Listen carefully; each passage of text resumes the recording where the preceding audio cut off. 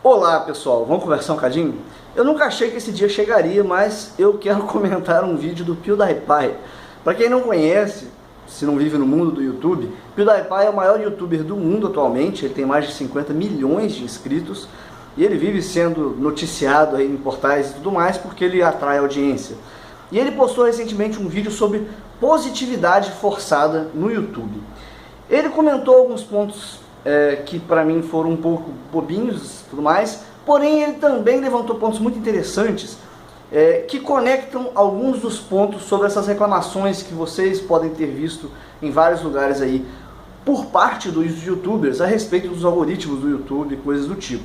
E também sobre as crises que você pode ver eventualmente vários youtubers passando por aí. Então eu queria fazer essa conexão aqui nesse vídeo e apresentar para vocês. É o seguinte, antes de mais nada, o YouTube ele cresceu desde o começo como uma plataforma de produtores independentes. O YouTube não é um site que se dedicava a produzir conteúdo ou a financiar conteúdo. O YouTube é um site de anúncios que permite que as pessoas joguem seus vídeos lá para ele, e aí ele vai colocar os anúncios sobre esses vídeos e vai dividir a fatia. Parte do valor vai para o produtor, parte do valor fica para o YouTube, tá? Isso é YouTube básico para quem não conhece. Então, é por isso que, por exemplo, os youtubers podem reclamar de você usar adblock no YouTube, por exemplo. Porque dessa forma você está não só fazendo o Google perder dinheiro, mas você também está fazendo o produtor perder dinheiro. Então seria uma boa você adicionar a exceção, o YouTube, enfim, mas não vamos tocar nesse ponto aqui agora. Então, o YouTube lançou-se dessa forma e ele ganhou essa cara. E até então, todo mundo que produzia conteúdo para o YouTube foi sobrevivendo e produzindo, conhecendo essa dinâmica.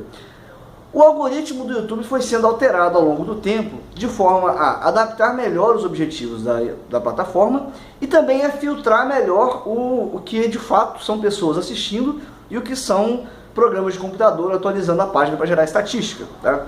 Então hoje, quando reclamam do algoritmo do YouTube, eu não sou muito fã dessa crítica, porque o YouTube é da Google, e a Google é a empresa, creio eu, que seja a empresa que mais manja de algoritmo, pelo menos comercialmente falando. O Google é o maior sistema de buscas do mundo, não é à toa, é porque o algoritmo deles é muito bem feito. Da mesma forma, o YouTube, que é o segundo maior sistema de buscas da internet, também tem um algoritmo bem feito. Então, não é prazeroso para nós que produzimos vídeos, por exemplo, como aconteceu acho que no meio de 2015, ver uma queda brusca nos números de visualizações quando o número de likes se manteve. Por quê? Porque antes o número de likes equivalia a 10% do número de visualizações. Então, se você tinha um vídeo com 100 mil visualizações, era normal que você tivesse ali 10 mil curtidas, tá? Fiz a conta certa? Fiz.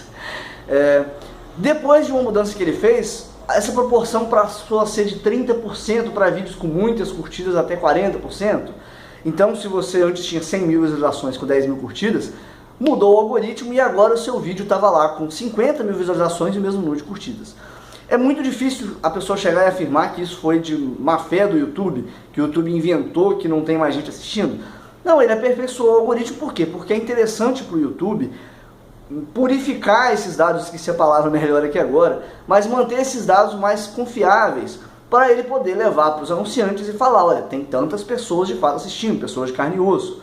Com o tempo também aconteceu que o YouTube conseguiu começar a filtrar os tipos de conteúdos para os tipos de anunciantes. Então é muito normal, por exemplo, lá no meu primeiro canal, Primata Falante, se você não conhece, vai lá conhecer, que ele é lá onde eu posto os vídeos mais bem trabalhados. É muito comum lá terem anúncios de faculdades ou de cursos vestibular, porque existe como o YouTube agora filtrar para quem é que ele vai vender. Essa empresa aqui é de educação, ela quer vender os anúncios dela em conteúdos educativos ou conteúdos de ciência, coisas do tipo.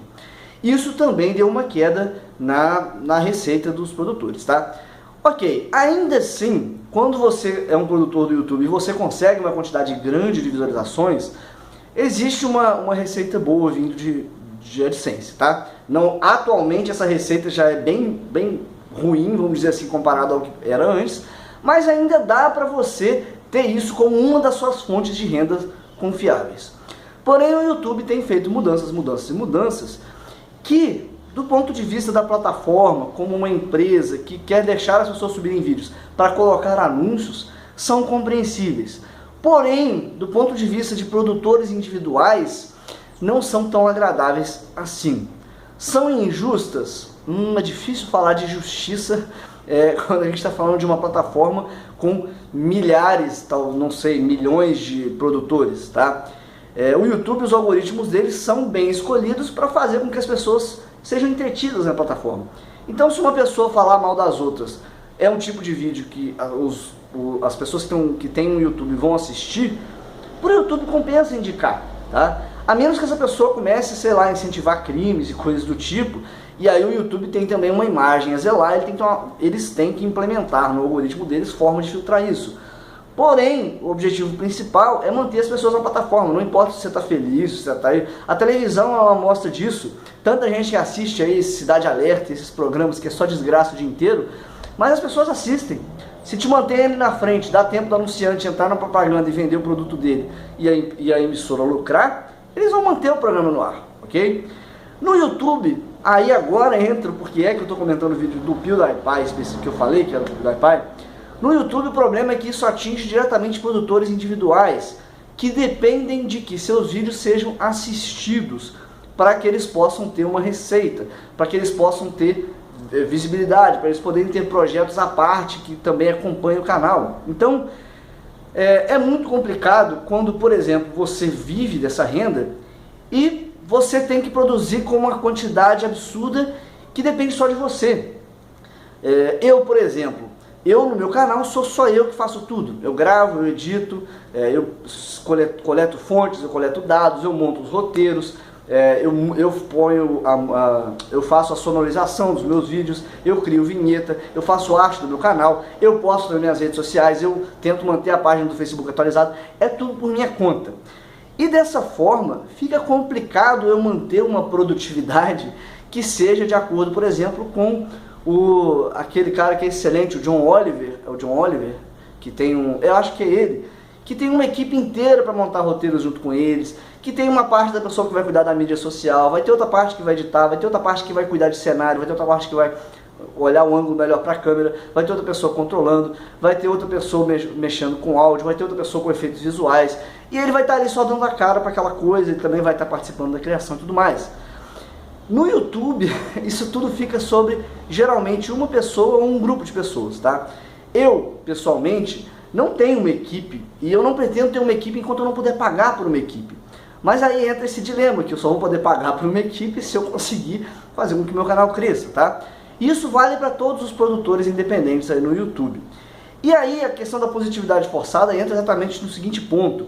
Quando você é a cara do seu canal, é muito complicado que você o tempo todo venha trazer um conteúdo que o tempo todo venha entreter as pessoas e você se mantenha satisfeito o tempo todo. É muito complicado que você não fique cansado, que você não fique estressado, porque todo trabalho cansa, todo trabalho estressa. Porém o youtuber ele tem que mostrar a cara dele aqui, empolgado. Se eu estivesse fazendo um vídeo falando assim, então gente, eu vou falar com vocês hoje do YouTube, ninguém assistiria, ok? E isso é um problema, porque a positividade forçada, do ponto de vista de um ator, é só mais um dia. Um ator ele é treinado, ele é educado, ele se especializou em mascarar o que ele está sentindo no momento por algum tempo e ali mostrar outras emoções, e sentir outras emoções até. E depois ir para casa, e se ele estiver mal, ele vai chorar em casa, ele vai fazer o que ele quiser e tudo mais.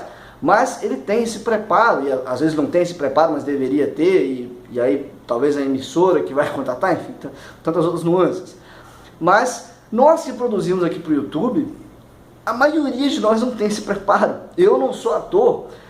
Eu acho que lá no meu canal, nas vezes em que eu fui fazer uma sketchzinha, por exemplo, eu tive que mostrar um momento de surpresa ou de expectativa, fica claramente, você olha e fala, putz, esse cara agora vai fazer alguma coisa, porque você nota que eu estou fingindo, porque eu não sou um bom ator.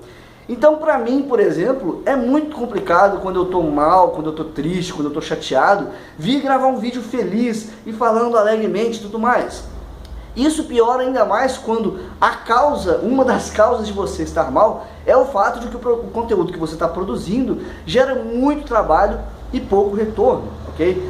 E isso explica de certa forma essa insatisfação que você deve estar vendo por aí. Eu acho complicado a gente envolver a palavra injustiça nesse tipo de coisa. Por quê? Porque o YouTube tem tantos produtores hoje que não dá para todo mundo ser patrocinado o tempo todo, para todo mundo estar em evidência em todos os usuários.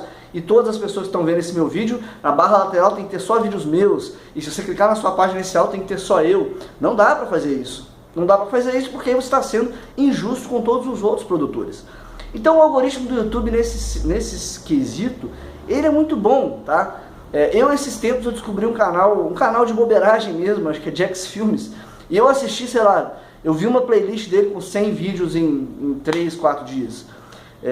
E a partir daí a minha página inicial estava lotada de indicações desse cara e mais alguns outros canais de conteúdos semelhantes ao que eu assisto. Ou conteúdos que não me interessam, mas eu tenho certeza que pessoas com um perfil parecido com o meu assistem. Então o algoritmo do YouTube está fazendo boas indicações, ele está personalizando. Da mesma forma, eu sei, eu não tenho pretensão nenhuma, e eu acho que isso é uma coisa que os youtubers todos precisam aprender. Eu não tenho a pretensão de achar que todos os 55 mil inscritos que estão lá no meu primeiro canal querem ver todos os vídeos que eu posto. Eu sei que isso não é fato. Por quê? Porque eu não quero assistir todos os vídeos de todo mundo que eu sou inscrito. Eu sou inscrito em 200 canais e o YouTube não tem como mostrar todos os 200, me recomendar isso o tempo todo. E mesmo quando ele mostra lá na página de inscrição, muitas vezes eu perco a miniatura de vista, porque tem muita miniatura. Não dá para eu ver tudo, nosso cérebro não é treinado para esse tipo de coisa. E ainda assim, quando eu vejo, eu ignoro a maioria. Então a gente que é produtor precisa ter consciência disso também. Não é porque a gente tem 50 mil, 1 milhão no caso dos grandes youtubers aí, 50 milhões no caso do PewDiePie, que todas essas pessoas fazem questão de assistir todas as coisas que a gente posta, tá?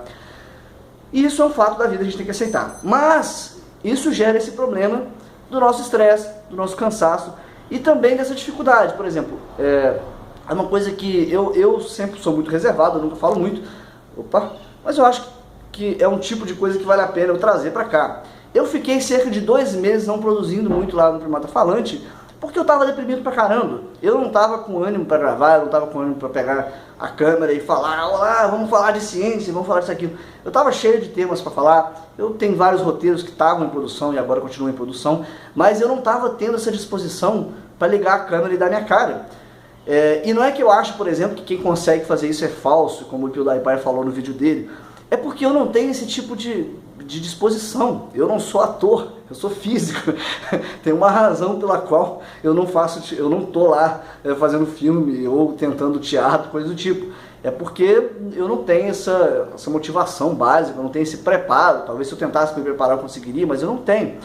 Então, pra mim, como produtor individual, é muito complicado eu conseguir postar na frequência que o YouTube quer, independente de como eu tô, independente de como eu fico, independente de como está a minha rotina no dia a dia. Mas tem muita gente que tenta fazer isso, né? E aí entram muitas das crises que vocês veem por aí, casal famoso se separando, tem aquelas pessoas que eu sou muito contido, então é muito raro eu vir aqui trazer um problema pessoal, acho que eu nunca fiz isso, trazer um problema pessoal meu aqui abertamente, mas tem pessoas que fazem um vídeo chorando e contando que estão na desgraça e tudo mais, mas é da personalidade de cada um. No seu dia a dia tem pessoas também que são mais extravagantes e falam tudo, e tem pessoas que são mais contidas. No YouTube é a mesma coisa. E esse tipo de produtividade da plataforma, de certa forma, incentiva esse tipo de positividade forçada que muitos de nós não têm preparo para fazer e acaba incentivando essas crises que vocês veem por aí, tá? Como que a gente lida com isso? Eu não sei. Eu estou aprendendo ali também. Nesses 2 meses que eu fiquei postando menos lá no Primata Falante, eu não fui tão prejudicado assim em questão de visualizações, porque eu adotei uma nova agenda agora, e como eu estou vendo que é muito complicado acompanhar esse ritmo que o YouTube está querendo para poder anunciar mais e tudo mais, e o YouTube não é mais, eu já me convenci de que o YouTube já desistiu dessa ideia, de ser a plataforma de produtores independentes. Eu acho que o YouTube agora já é uma plataforma de anúncios e que não está tão preocupada com esse tipo de coisa, é muito mais publicidade do que de fato uma preocupação. Então eu meio que optei por não tentar me encaixar nisso mais. Eu agora faço os vídeos com calma, trabalho os roteiros, trabalho tudo no meu ritmo, para eu não me desgastar tanto, para eu não me prejudicar em outras áreas da minha vida, como eu estava me prejudicando em outras áreas. Eu me vi sendo prejudicado na minha vida social, na minha faculdade, enfim. Então eu decidi fazer menos vídeos, mas fazer vídeos melhores. Até então tem funcionado. Eu não tive esse problema daquelas visualizações que muita gente teve. E eu não vou dizer aqui que é porque meus vídeos são melhores ou coisa do tipo, eu não sei. Mas até então, o que tem funcionado pra mim é usar bem as ferramentas do YouTube de busca. que muita gente não usa, colocar tags significativos, isso é importante para o seu vídeo, colocar títulos significativos, enfim. Não vou ficar falando disso porque a ideia aqui não é dar dicas técnicas, tá? A reflexão que eu quero trazer é a seguinte: nenhum de nós tem a receita pronta de como fazer, como ser um produtor independente nesse tipo de dinâmica que o YouTube tem proposto agora, tá? Eu optei por isso, eu não estou mais tentando acompanhar esse ritmo. Eu fui prejudicado na questão da AdSense, por exemplo, caiu muito a AdSense, embora já não era muita coisa, mas caiu bastante. Eu dependo de apoio de pessoas, então eu estou sujeito às pessoas verem que eu não estou postando vídeos e pensarem, bom, ele está parado, eu vou sair e tudo mais. Então isso pode prejudicar de certa forma, mas ao mesmo tempo, essa questão, eu acho que depende muito mais de você pensar em tentar gerenciar você como produtor, do que tentar ser visto o tempo todo, sabe? Eu tive uma época que eu estava muito noiado com isso, de ver os números, e ver quantos views teve um vídeo, e ver quantas curtidas teve, quantas inscrições, e ficar vigiando essas coisas. Isso me deixou muito noiado com o canal do YouTube, me dava um certo também, na hora que eu pegava para produzir o vídeo, não era uma coisa prazerosa mais, como era anteriormente. E se você está começando a produzir, eu te recomendo fortemente a fugir dessa armadilha de ficar verificando números e números e números do YouTube. Olhe para bolar, bom, preciso, se esse tipo de tema foi mais compartilhado, então vou produzir mais coisas sobre esse tema. Eu vou olhar a busca do YouTube e ver o que está sendo trend e tudo mais. Ok, mas não fique vigiando os números para ver como que seu canal está indo e se está crescendo e tudo mais, porque esse tipo de obsessão também é incentivada por como o YouTube funciona e não serve para ajudar, serve para atrapalhar. Eu atualmente, agora eu estou conseguindo gravar normalmente, vocês estão vendo aí, eu sumi por muito tempo e agora eu estou postando vídeos aqui no segundo canal, porque eu comecei a fazer terapia, e eu acho que isso é uma coisa que a gente precisa falar mais abertamente, porque existe um preconceito muito grande no Brasil com terapia, com psicólogo e tudo mais, mas tem me ajudado muito, e foi desde que eu comecei lá que eu estou conseguindo voltar a gravar, eu troquei a arte do canal, dos dois canais, inclusive tem várias dicas sobre os temas que vão rolar aqui lá no Primata Falante esse ano, na capa do segundo canal, se você quiser lá conferir e tentar adivinhar quais são os vídeos que vão ter. Eu dei umas dicas, algumas sutis, outras não muito sutis, mas isso tem me ajudado bastante agora. Isso não significa que eu tenha a receita pronta de como não entrar em crise no YouTube, até porque, novamente, para eu poder estar produzindo constantemente, eu precisaria conseguir, se não estar animado o tempo todo, eu precisaria pelo menos fingir ou superar, eu não gosto de usar a palavra fingir porque dá uma conotação negativa, mas eu precisaria conseguir superar o fato de que eu estou desanimado, o fato de que eu estou cansado do último vídeo que me tomou 40 horas para produzir, e eu preciso superar isso e já lançar outro, lançar outro, lançar outro. Eu não tenho esse preparo, e eu não sei se eu vou ter um dia, tá? Cada vídeo que eu faço é um cansaço terrível, porque eu gastei muito tempo nele com vários tipos de trabalho, e eu sei que todo trabalho é cansativo, mas um cara que chega cansado em casa depois de trabalhar o dia inteiro, a maioria das pessoas não vai ter que ligar uma câmera e falar: olá pessoas, tudo bom com vocês? Eu tô aqui fudido, mas eu estou aqui para falar com vocês. A maioria das pessoas vai para casa, se quiser ficar no canto vai ficar, se quiser deitar e ver uma série vai. Aqui no YouTube, se a gente quiser avançar, a gente depende de estar com essa disposição de mostrar a cara. Então, eu estou aprendendo a lidar com isso, e eu acho que YouTube afora, os produtores também precisam aprender a lidar com isso, tá? De que forma? Não sei. Seria legal se o YouTube desse um pouco mais de ouvido dos criadores dele. E isso realmente é uma crítica que dá para ser feita ao YouTube como empresa e não ao algoritmo, tá? Eu acho que as críticas são muito mal direcionadas quando a gente fala que o algoritmo do YouTube está prejudicando as pessoas. O algoritmo do YouTube funciona muito bem. Se não funcionasse, o YouTube não estava crescendo como cresce. Então, o algoritmo do YouTube não é o problema, porque o algoritmo não é uma pessoa, o algoritmo ele não tem prioridades de qualidade. É a moeba ou é física? O algoritmo não se importa, ele quer saber o que as pessoas assistem. É a moeba? Então toma a moeba na sua cara.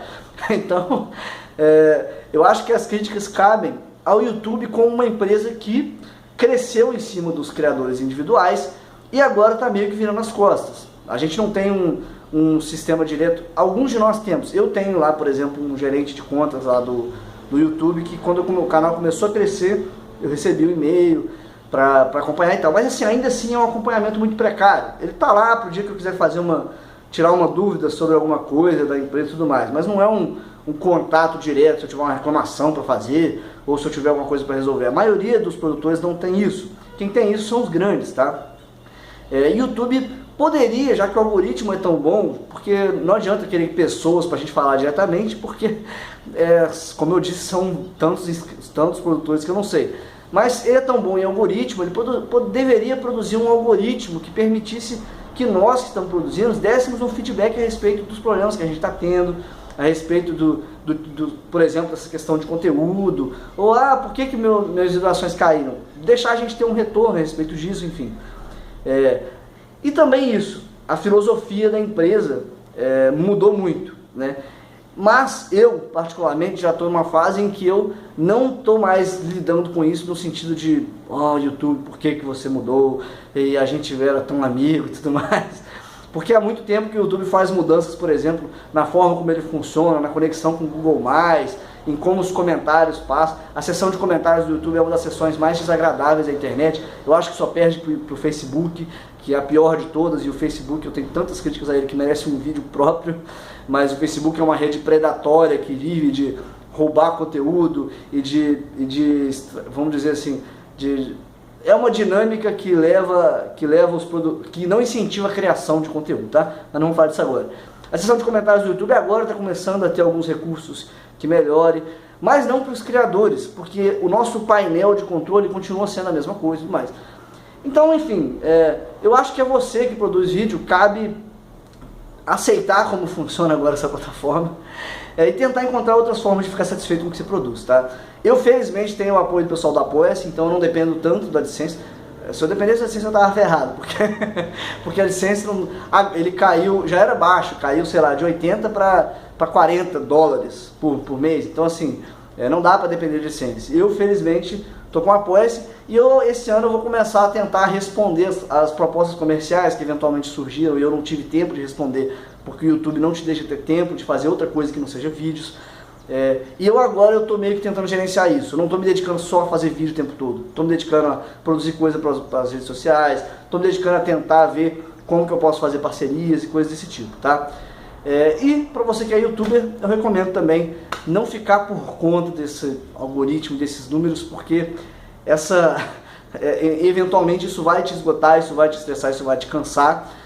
E você vai ser um desses que tá aí, faz vídeo, por exemplo, os casais que se separaram, tem um casal muito famoso lá no YouTube em inglês que se separou, por isso que eu dei esse exemplo várias vezes. E esses outros que você vê eventualmente, nossa, por que esse cara tá dando chilique na câmera? Como é que pode esse cara, na época, por exemplo, o PC Siqueira, que é um youtuber que eu gosto muito, teve uma época que ele só fazia vídeo falando que tava mal, mas é porque tava mal. E a gente não tem esse treinamento para estar mal e vir aqui falar: olá pessoas, como é que vocês estão e tudo mais.